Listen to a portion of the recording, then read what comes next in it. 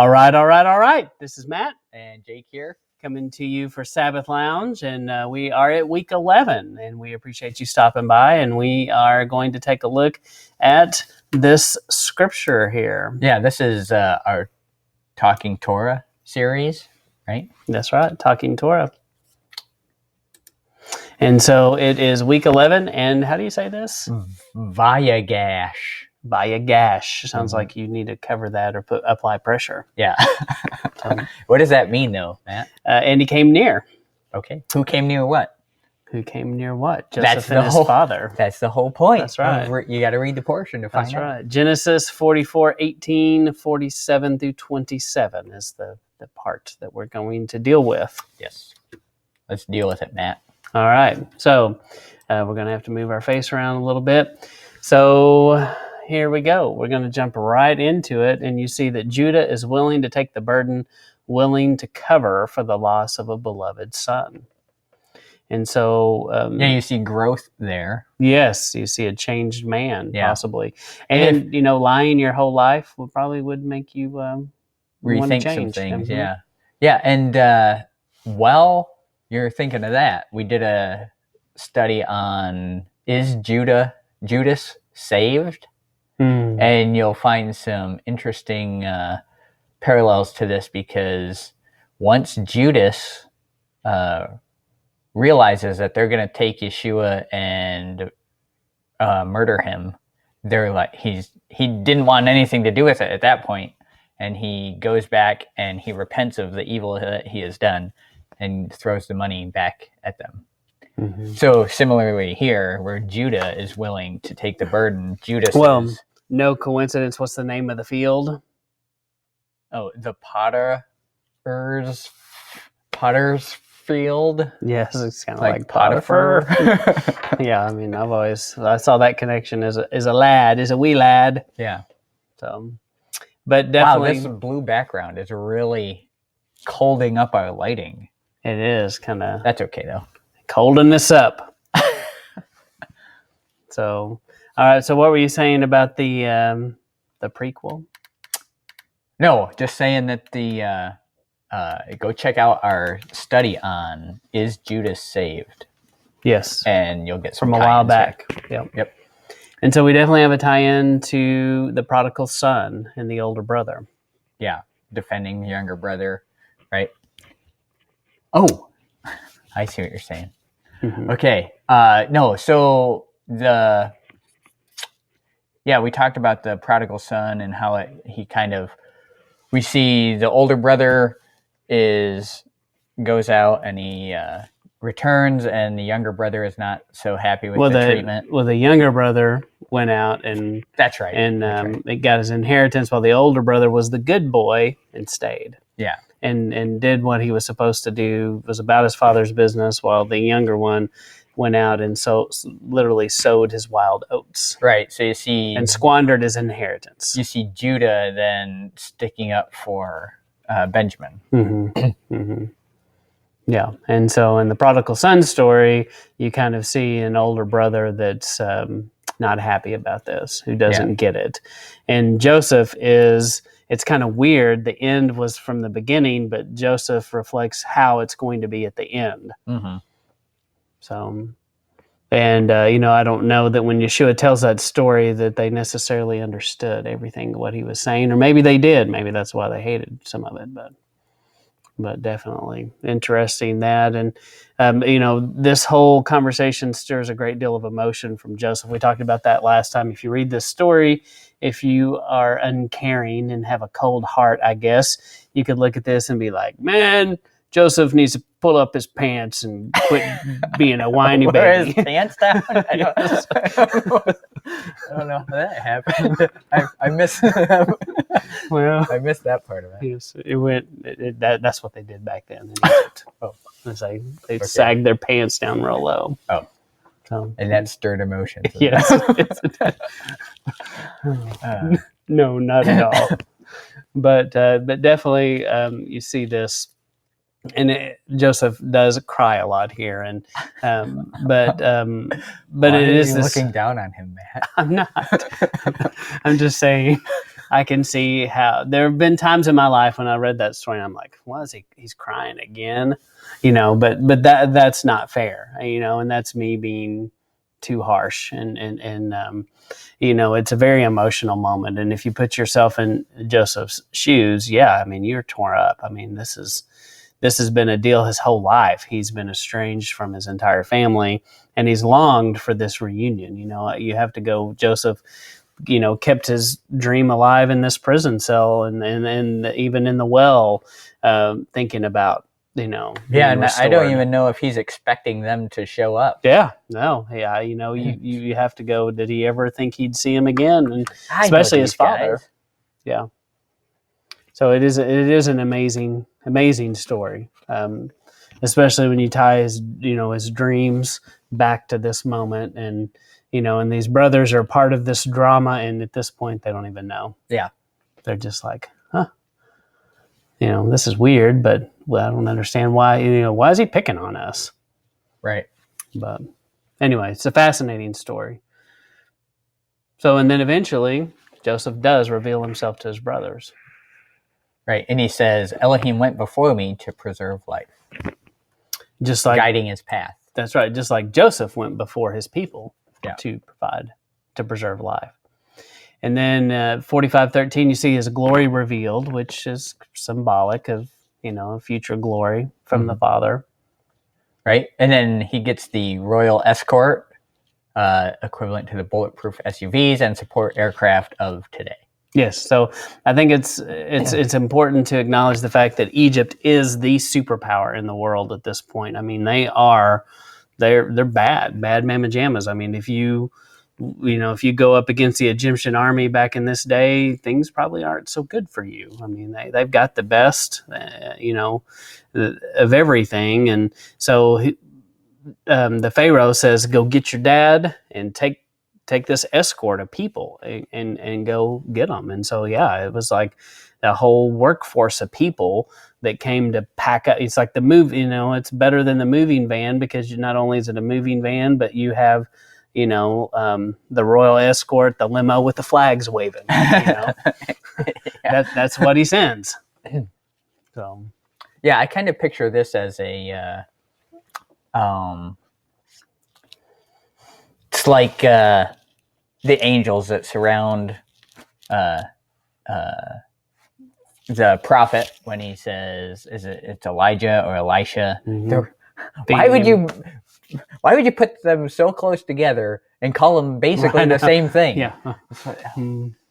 Yeah. He's a trickster. Anyway, it's like the band of angels that are surrounding the enemy, and this is a protective band of angels, if you will. Not like band of angels. No. Yes. But yeah, definitely. And it made me think of something else there. But it's like royalty going to get the commoners, because there's that part of this story too. Definitely there was a difference in the Egyptians and Joseph's family. They did kind of look down on them because of their occupation. They were like, "Ooh, we don't deal with you kind of people. Yeah, we can't even eat with you guys." Yeah. So that's a whole another side thing to study and look at. But so you see this father, son, children reunited. Everybody's happy. Yay! The end puts a nice bow on the story. Feels so good to be reunited. Yes.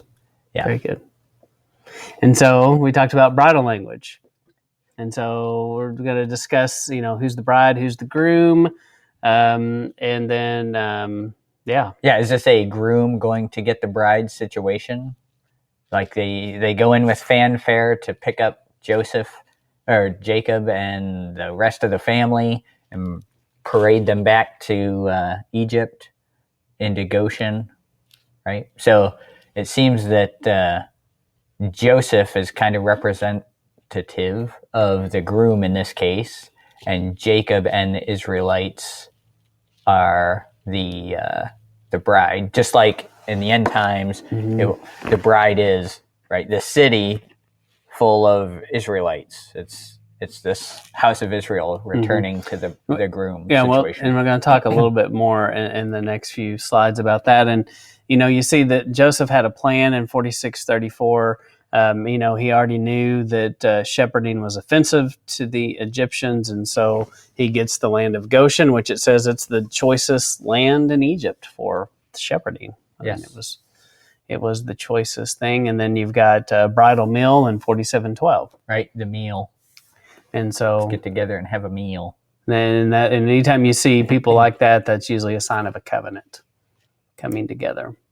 So you kind of already started talking about who's the bride, who's the groom, and you say it again. I'm saying that the groom is Joseph, who is not the father. Who is not the father, right? And I'm saying that the bride is actually his father and the rest of the family. Mm-hmm.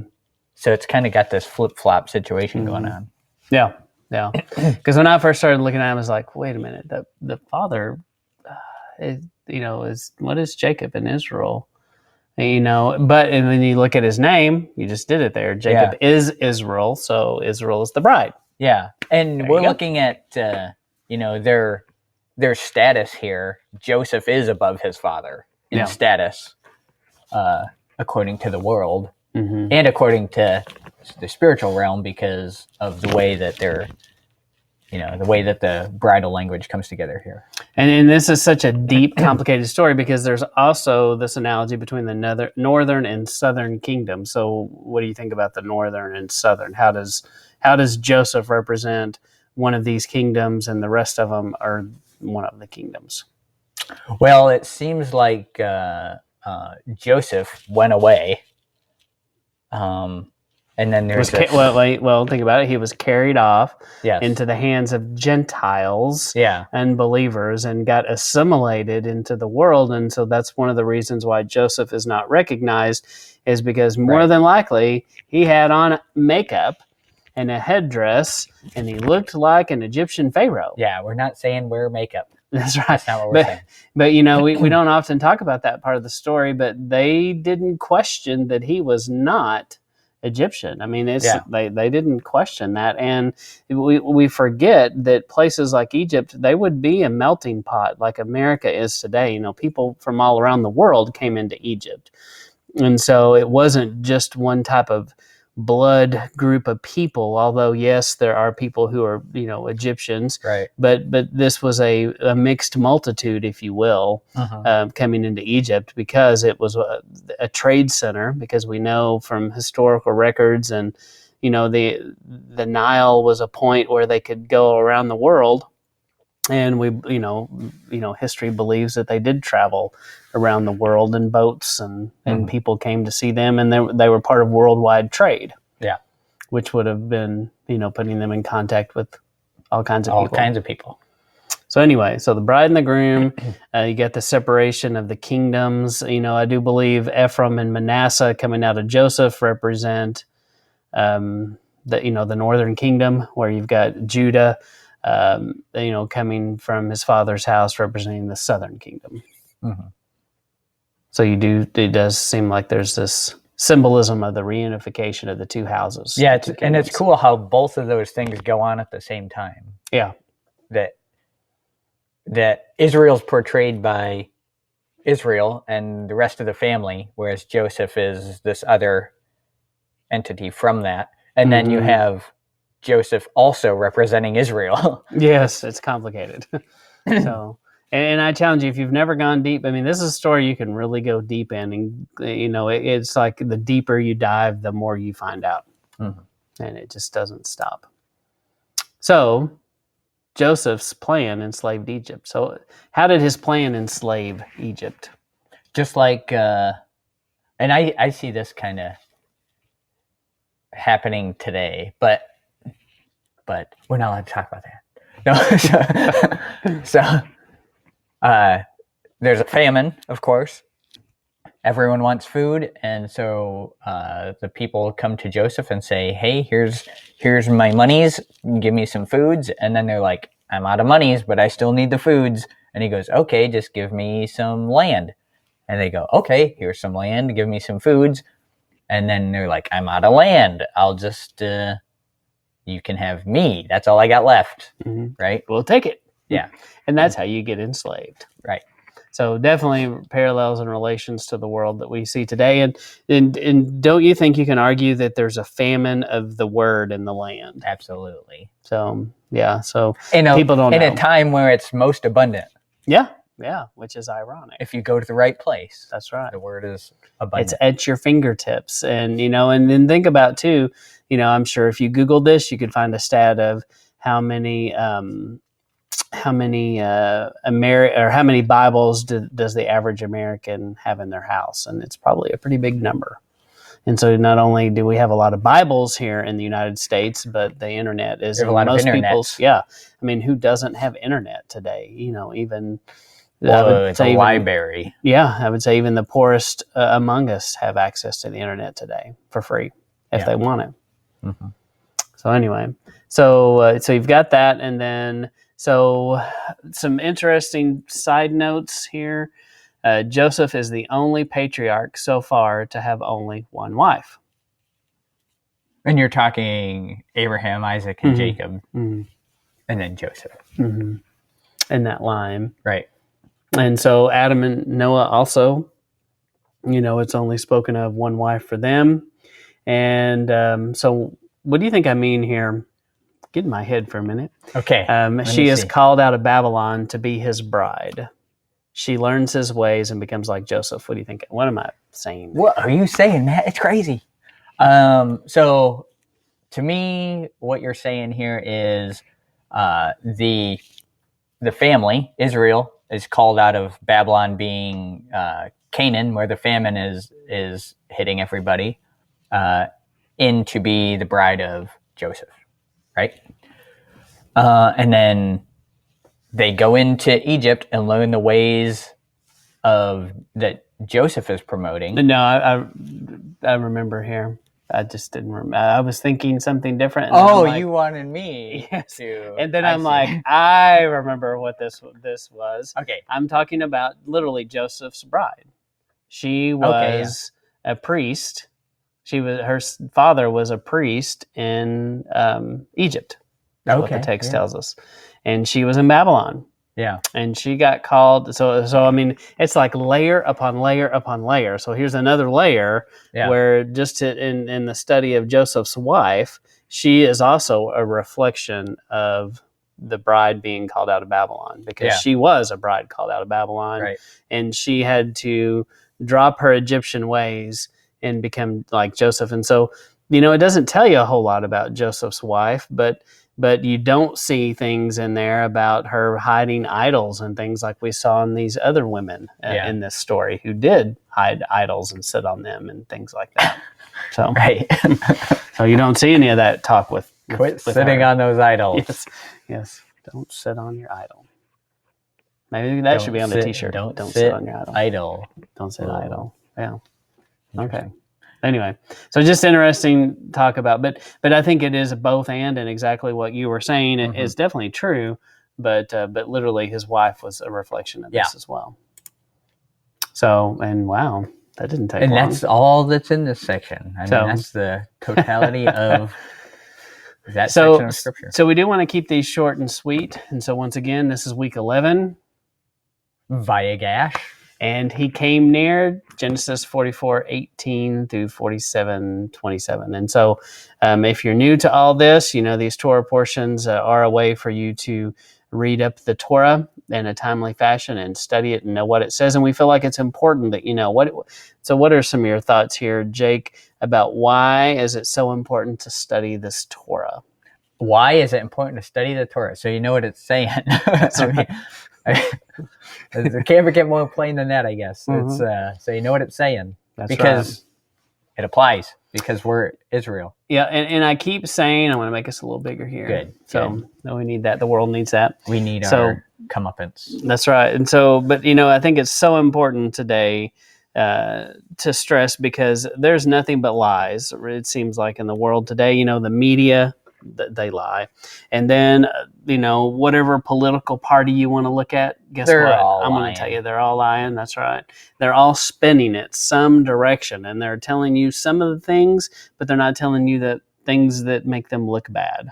And in fact, the whole world and all of social media has become this thing where you only show the good side of yourself and the positive side. No one ever shows the terrible things that happen in your life. Right. And I've actually been thinking about that a lot lately. Is it's so funny how hard it is to find truth anymore. Yeah. And how really the word is the only thing that you can really stand on. Yeah. Yeah. And then I think that's where we are today. We're in a famine. It's like truth. Joseph. It's like a truth famine. Exactly. And it's both. We need to be prepared. Yeah. But also we can go too far with what do they call it? The Bible, the bullets in the toilet paper? No, bandages. Bandages, yes. Probably, yeah. So, you can't go too far, and then you're just relying on your own strength. And then if you look at these stories, Yahuwah provided. Yeah. When he let them out of Egypt, he gave them what they needed. And so it is really hard for us as humans not to try to take on more, we like to do Control. work, I guess. Yeah. And we like to, and sometimes we don't leave him much room to work. And that's the hard part of all this. And I think we should be way more worried about what the Torah portions are and what the Torah says than what the world is telling us to worry about. Yeah, I agree. And, so challenge you to look at the Torah portions, look at the book of Daniel. That's also a good thing to study in the times that we're in right now. But anyway, anything else? Nope. I think we covered it. That's right. Everything you need to know. And more. Yes. So these are just high level, hitting the highlights in here and trying to give you something you maybe haven't heard yet or get you interested in reading deeper. Yeah, we hope something clicks and, maybe you go investigate and, to discover something that you didn't know before. So, But as always, we ask you to share this, to like this, to let us know. We let us know what you think about it. Let us know if you have any questions. Please hit the thumbs up, the like buttons, the heart buttons. All the buttons. The emojis. The ding button, the bell. Is it a bell? It might be a bell. If there's a bell, ring it. Ring it. So, too far.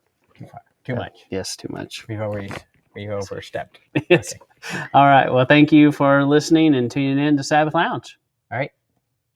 Check us out next week. All right. And if I can figure out how to make this stop. You can do it. You got to click here, man.